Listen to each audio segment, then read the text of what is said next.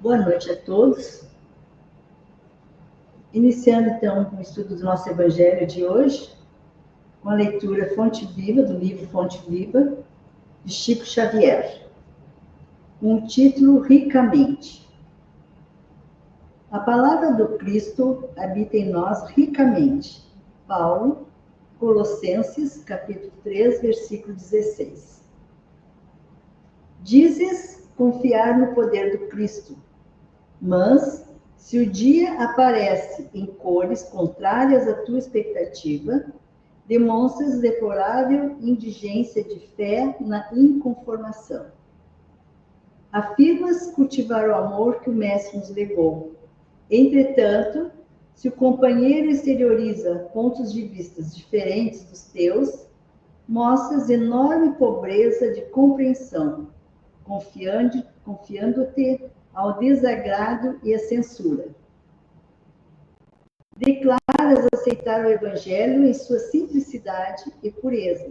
Contudo, se o Senhor te pede algum sacrifício perfeitamente compatível com as tuas possibilidades, exibes incontestável carência de cooperação, lançando répitos e solicitando reparações.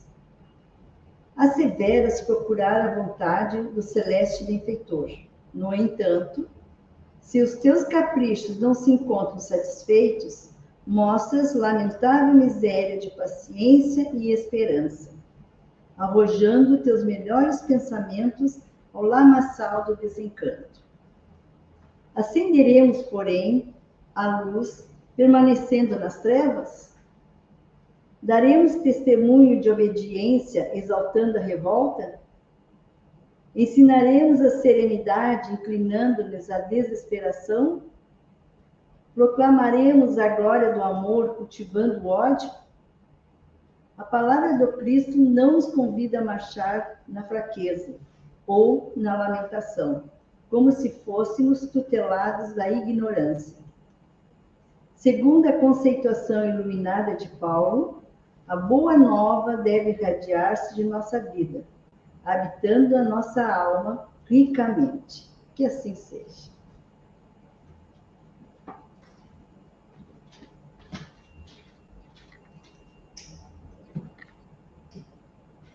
Vamos manter o nosso pensamento elevado a Deus, Todo-Poderoso, que é misericórdia e bondade infinita, a Jesus, nosso Divino Mestre, que nos deixou essa bússola bendita, chamada Evangelho, no qual nós nos reunimos diariamente para tentar entender e compreender sempre um pouquinho mais.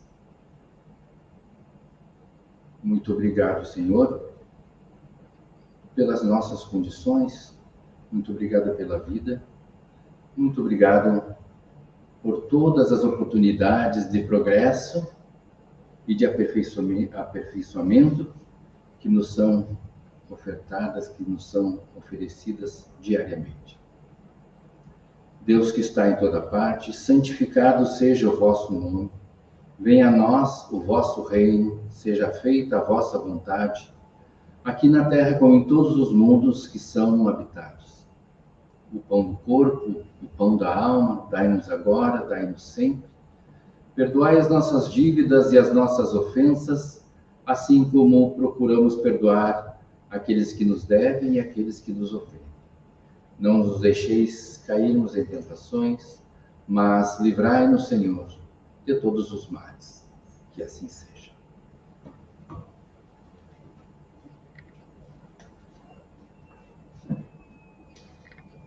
Boa noite a todos. Dando sequência, no capítulo 5 do Evangelho segundo o Espiritismo, no item Melancolia. Este capítulo é o capítulo que se diz Bem-aventurados os aflitos. E este capítulo, ele tem muitos itens, é um dos maiores do Evangelho. E a gente hoje, então, vai fazer uma reflexão sobre o que é melancolia.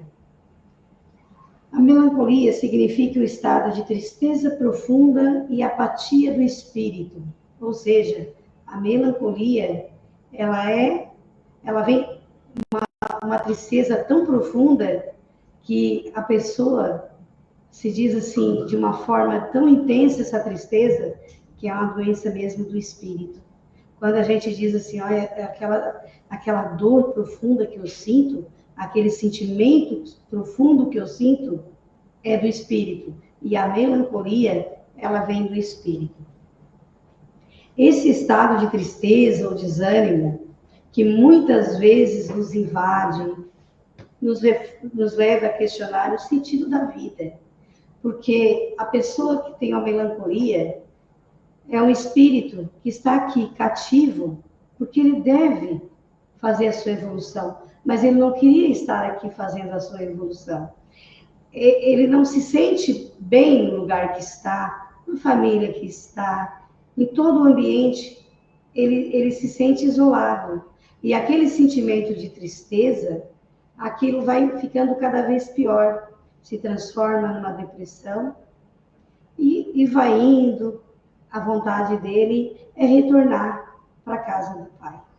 Por isso que é muito importante nós valorizarmos os melhores momentos da nossa vida. Se a gente tem um lugar onde a gente lembre de algo, que a gente fique nesse lugar por um tempo, para que o nosso espírito reflita que ele está aqui para cumprir a sua missão, aquela que ele combinou lá antes de reencarnar. Ele viria e que ele cumpriria. Só que quando chega aqui, não era aquilo que sonhava ser, né? Não era o ambiente que ele gostaria de estar. Muitas vezes a pessoa está no serviço, trabalhando por trabalhar, mas está trabalhando. Continua quietinho, no seu cantinho, naquela mesmice. Se está em casa, fica na sua, quietinho, não conversa, tanto faz. Apenas viver. Viver até quando? Né? Então, isso é algo que a gente tem que começar a perceber um no outro. A caridade nossa se faz no momento que a gente começa a olhar o nosso irmão e perceber o olhar dele espiritual. Como está? Porque a melancolia é algo tão profundo que às vezes a gente acha, não, aquela pessoa, ela é tímida, não conversa, mas às vezes não é isso. Às vezes é uma pessoa que não está se achando no lugar em que está. Nem como filho, nem como marido, nem como esposa, nem como amigo. Ela não se reconhece. Está no meio da multidão, se sente sozinha. Às vezes sorri e a gente acha que está tudo bem. E por dentro, não está. Então a gente deve começar a perceber essas pessoas.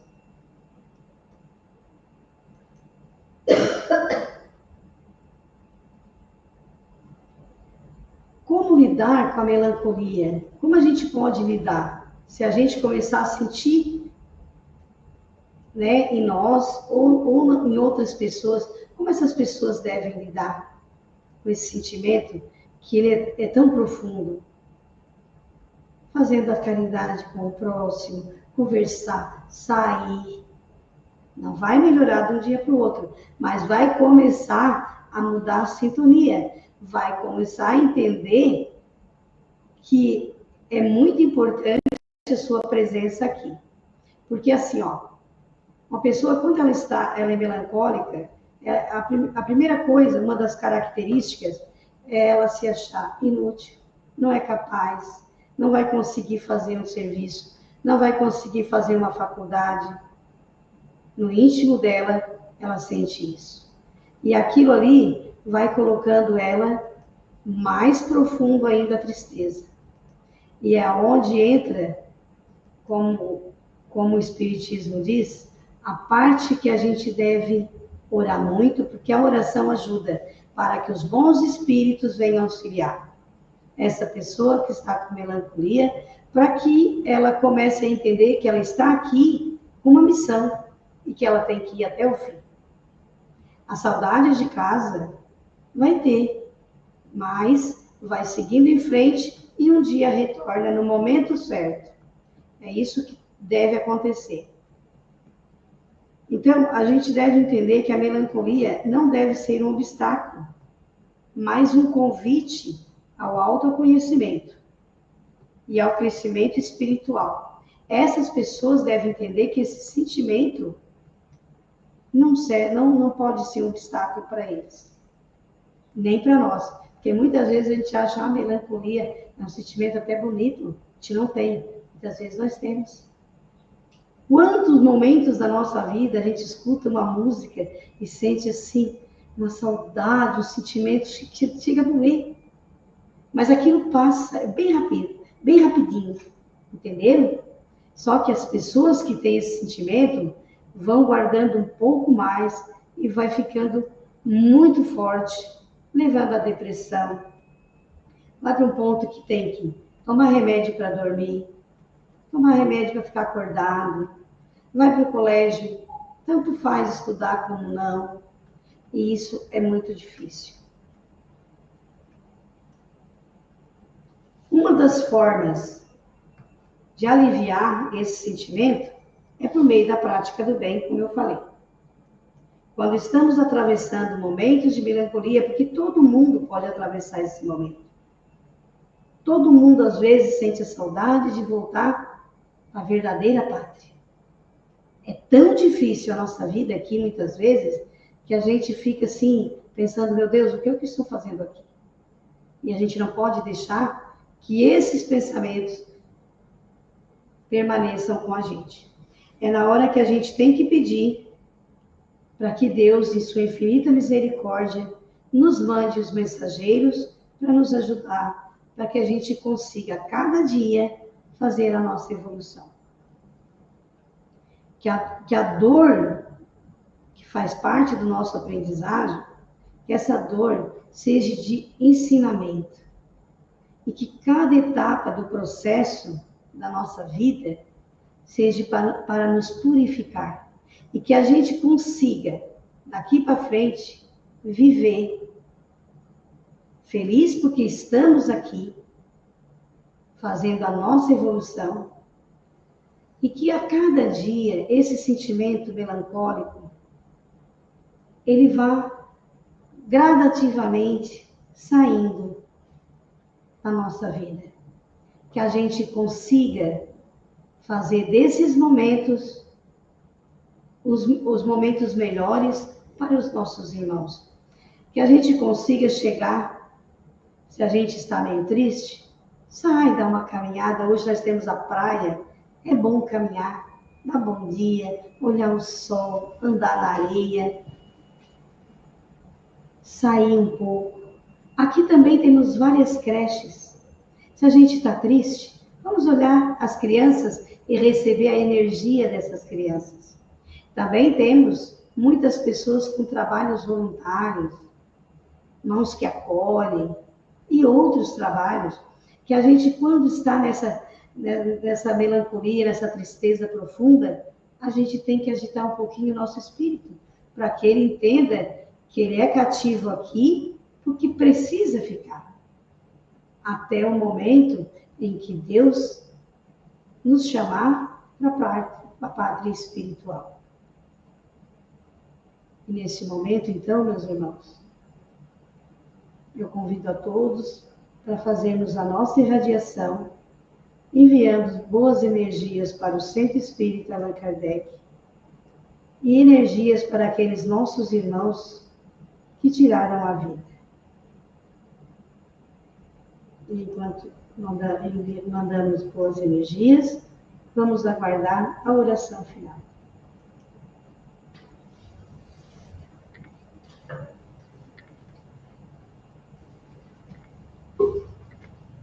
Mantendo o nosso pensamento elevado a Deus Todo-Poderoso, a Jesus, nosso Divino Mestre, aos amigos e amigas espirituais desta bendita casa de estudo e de caridade, Allan Kardec. Pedimos que as energias geradas nesse momento, Senhor, possam beneficiar a todos os integrantes deste grupo de estudo e seus familiares, possam também beneficiar a todos aqueles irmãos que necessitam, em especial aqueles que não conseguiram concluir a sua tarefa nessa encarnação e colocaram fim à sua vida através do suicídio. Que eles possam receber uma parcela das nossas energias para que eles possam se beneficiar e em breve poder retornar ao caminho do crescimento, ao caminho do estudo e do desenvolvimento. Também pedimos, Senhor, que as nossas energias beneficiem a todos aqueles que nesse momento estão passando por inúmeras dificuldades, tanto de ordem material quanto de ordem espiritual. Que eles recebam as nossas energias e possam também se beneficiar. Deus que está em toda parte, santificado seja o vosso nome, venha a nós o vosso reino, seja feita a vossa vontade, aqui na terra como em todos os mundos que são habitados. O pão do corpo e da alma dai-nos agora e sempre. Perdoai as nossas dívidas e as nossas ofensas, assim como nós perdoamos a quem nos deve e nos ofende. Não nos deixeis cairmos em tentações, mas livrai-nos, Senhor, de todos os males. Que assim seja.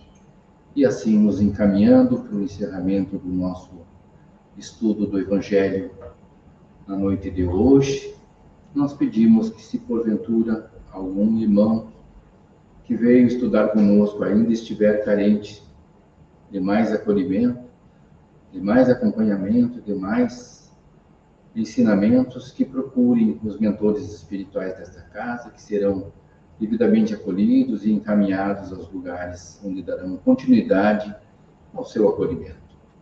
E também desejando a todos uma boa noite, esperando que amanhã estejamos neste mesmo horário para darmos continuidade ao estudo do Evangelho no lar. Tenhamos todos uma boa noite.